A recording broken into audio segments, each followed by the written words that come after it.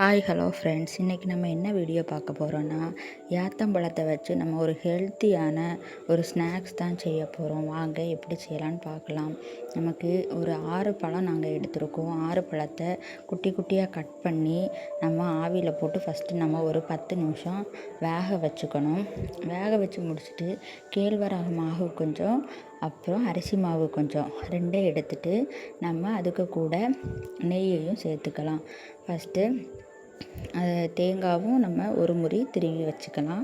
அதுக்கப்புறம் ஒரு கடாய் எடுத்து அதில் தேவையான அளவுக்கு நெய்யையும் சேர்த்து, அந்த நெய் நல்லா உருகி வர நேரத்தில் நம்ம ஆல்ரெடி எடுத்து வச்சுருக்கோம்ல, ஆல்ரெடி திருவி வச்சுருந்தா நம்ம தேங்காவை அது கூட போட்டுக்கணும். ஃபஸ்ட்டு நம்ம நெய்யை நல்லா உருக்கணும். ஏன்னா நாங்கள் கொஞ்சம் கட்டியாயிட்டு ஃப்ரிட்ஜில் வச்சது, அதனால் அது கொஞ்சம் நேரம் உருகிறதுக்கு டைம் ஆகிடுச்சு. நீங்கள் அப்படி இல்லைன்னா தனியாக ஒரு இதுலேருந்து எடுத்துக்கலாம். அது கொஞ்சம் ஸ்டக் ஆகி போய் அப்படி கட்டி ஆகிடுச்சு. நம்ம ஒரு 2-3 ஏலக்காவும் இதில் மணத்துக்காக நம்ம சேர்த்துக்கலாம். இதில் நம்ம சர்க்கரை போட்டும் செய்யலாங்க. நம்ம இல்லைன்னா சர்க்கரை அதுதான் நல்லது சீனியை விடவும். ஏன்னா சீனியில் ரொம்ப எடுக்கக்கூடாது அப்படிலாம் சொல்லுவாங்கள்ல, அதனால நம்ம சர்க்கரையை போட்டு பண்ணிக்கலாம். அது சின்ன பிள்ளைங்களாம் நல்லா விரும்பி சாப்பிடுவாங்க.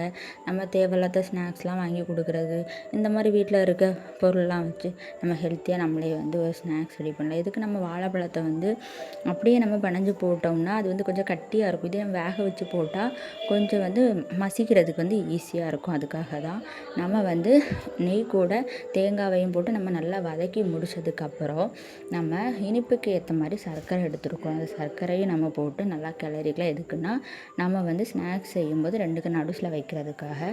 பழம் பார்த்திங்கன்னா நல்லா வெந்ததுக்கப்புறம் சூடானதுக்கப்புறம் தொலியெல்லாம் எடுத்து நம்ம ஆல்ரெடி எடுத்து வச்சிருந்த மாவு கூட அந்த பழத்தையும் போட்டு நல்லா விரசிக்கலாம். தண்ணியெல்லாம் ஆட் பண்ணிடாதீங்க.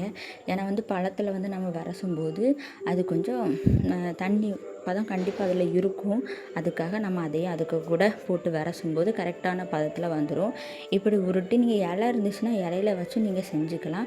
நாங்கள் இந்த மாதிரி தட்டை மாதிரி பண்ணி அதுக்கு உள்ள இனிப்புக்காக நம்ம ஆல்ரெடி தேங்காயும் சர்க்கரையும் நெய்யெல்லாம் போட்டு மிக்ஸ் பண்ணியிருந்தோம்ல, அதையும் அதுக்குள்ளே வச்சு நம்ம உருட்டிக்கலாம். எங்கள் அம்மா பாதி உருட்டினாங்க, பாதி இந்த மாதிரி சப்பையும் செஞ்சாங்க. எங்ககிட்ட இலை இல்லை, அதனால இட்லி அவிப்போம்ல அந்த பாத்திரத்தில் தான் ஒரு பாத்திரத்தை கமத்தி அதுக்கு மேலே இன்னொரு பாத்திரத்தை வச்சு அப்படி நாங்கள் வேக வச்சு எடுத்தோம். ஒரு 1/2 மணி நேரம் ஆகும் வேகிறதுக்கு. வெந்தப்புறம் பாருங்கள், உண்மையிலேயே சாஃப்டாக அழகாக இருந்துச்சு. வெளியே மாவு உள்ள இனிப்பாகவும் இருந்து கடிச்சு பார்க்கும் உண்மையிலேயே அழகாக இருந்துச்சு. நீங்களும் உங்கள் வீட்டில் இந்த மாதிரி செஞ்சு பாருங்கள். நெக்ஸ்ட் இன்னொரு வீடியோவில் பார்க்கலாம். Tata, bye bye guys.